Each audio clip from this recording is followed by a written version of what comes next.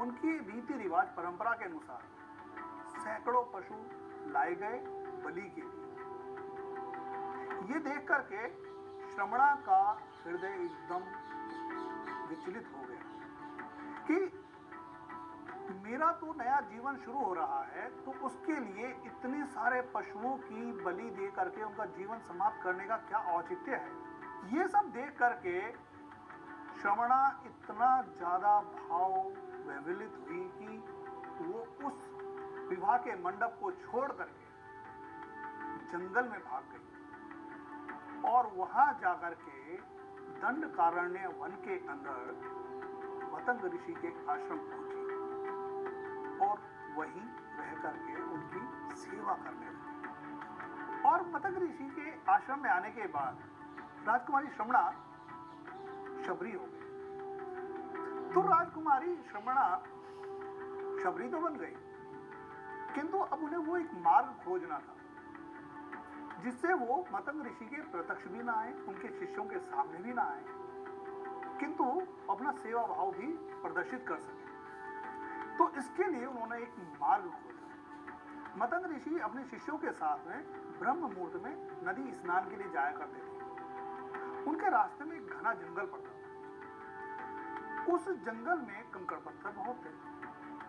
तो शबरी प्रातः काल ही उठ करके उनके आने से पहले ही रास्ते के जितने भी छोटे छोटे कंकड़ पत्थर होते थे उनको बुहार दिया करती थी, उनको चुन करके बाहर कर दिया करती थी और मार्ग पर रेत बिछा दिया करती थी, जिससे उन्हें उस मार्ग पर चलने में तकलीफ ना हो, कष्ट ना हो। यदि आपको कोई सेवा करनी है, कोई भक्ति भाव प्रदर्शित करना है, तो संसाधन उसके कभी आड़े नहीं आते। शबरी का सेवा कार्य प्रगति पर था। मतंग ऋषि को इस सेवा कार्य की जानकारी नहीं थी, ऐसा भी नहीं था, किंतु उन्होंने शबरी की मर्यादा का अनुपालन करते हुए उसको कभी ये जाहिर नहीं होने दिया कि उनको सब जानकारी है। वाल्मीकि रामायण का यदि हम संदर्भ लें तो शबरी जिस क्षेत्र की देखभाल किया करती थी उस क्षेत्र को मतंग वन कहा जाता है। जब मतंग ऋषि का अंतिम समय आया, इस इहलोक को छोड़ के जाने का समय आया, तो उन्होंने शबरी को अपने समक्ष बुलाया और उसे बताया कि शबरी, आप इसी आश्रम में रुको, आपको कहीं जाने की आवश्यकता नहीं है, क्योंकि आपको प्रभु श्री राम के दर्शन इसी आश्रम में होंगे।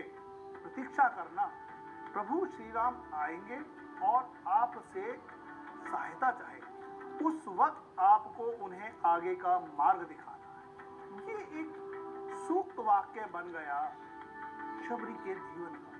गुरु का ये एक वाक्य उन्हें प्रभु श्री राम के दर्शन के लिए योग्य बना देता है। ये भक्ति का उत्कृष्ट भाव है। ऋषि मतंग का ये अंतिम वाक्य ही शबरी को उनके आराध्य से परिचित कराता है, उनकी प्रतीक्षा में सतत अधिष्ठान चलाने के लिए प्रेरित करता है। उनकी प्रतीक्षा में शबरी रोज वन में जाती, मीठे मीठे बेर इकट्ठा करती, अपने आश्रम को साफ सुथरा रखती, आसपास के क्षेत्र को नंदन कानन सा बना करके रखती। ऐसी ही सतत प्रतीक्षा के दौरान एक दिन शबरी को सूचना मिलती है कि दो सुंदर से राजकुमार शबरी का पता पूछते आ रहे हैं। शबरी समझ जाती हैं कि उनके आराध्य के दर्शन होने ही वाले। वाल्मीकि रामायण के अनुसार प्रभु श्री राम अपने अनुज लक्ष्मण के साथ में माता सीता की खोज में दंडकारण्य वन में विचर रहे थे कि उनका सामना कबंध नाम के एक राक्षस से होता है। ये कबंध नाम का जो राक्षस था, ये एक श्राप के कारण गंधर्व योनि से राक्षस योनि में आ गया। प्रभु श्री राम ने उस राक्षस को राक्षस योनि से मुक्त कराया और वो वापस यक्ष की योनि को प्राप्त हुआ। यक्ष की योनि से मुक्त होते होते उसने प्रभु श्री राम को बताया कि आप ये पंपा नदी के किनारे किनारे चले जाइए, आगे आपको मतंग वन नाम का एक जंगल मिलेगा। वहां शबरी नाम की एक मनीषी आपकी प्रतीक्षा में एक लंबे समय से बैठी हुई है। आप उनके पास जाएंगे तो वो आपको आगे का मार्ग बताएंगे। कबंध नाम का ये राक्षस मतंग वन का वर्णन करते हुए बोलता है कि वो इतना सुंदर वन है कि मानो पृथ्वी पर नंदन कानन ही उतर आया। प्रभु श्री राम मतंग वन की ओर चल पड़े और जब ये सूचना मनीषी शबरी को मिली तो वो नंगे पांव ही दौड़ते हुए अपने आराध्य प्रभु श्री राम और उनके अनुज लक्ष्मण को लेने के लिए दौड़ पड़े। अपने आराध्य प्रभु श्री राम को सामने देख करके शबरी भाव विवल हो गई। इस भाव विवलता में वो ये भी भूल गई कि जो बेर उन्होंने उनके स्वागत सत्कार के लिए रखे थे वो खट्टे हैं या मीठे हैं, उसको जांचने का उसको कोई और तरीका ना सूझा।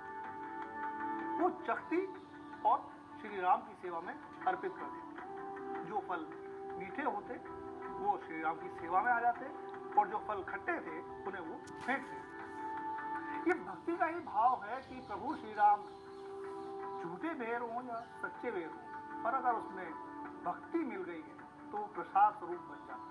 रामचरितमानस में वर्णन आता है कि प्रभु श्री राम ने शबरी को यहाँ 9 प्रकार की भक्ति के विषय में बताया और बताया कि किसी भी मार्ग से चलकर कोई भी भक्त उन्हें प्राप्त कर सकता है।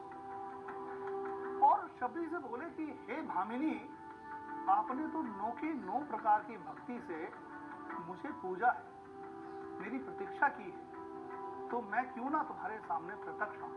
अतः जो गति योगियों के लिए भी दुर्लभ है वही आज तुम्हारे लिए भी सुलभ हो गई है। आध्यात्म रामायण में यही श्री राम कहते हैं, पुंगस्त्वे स्त्रीत्वे विशेषो वा जाति नामाश्रय देह न कारणम मत भजने भक्ति रेव ही कारणम।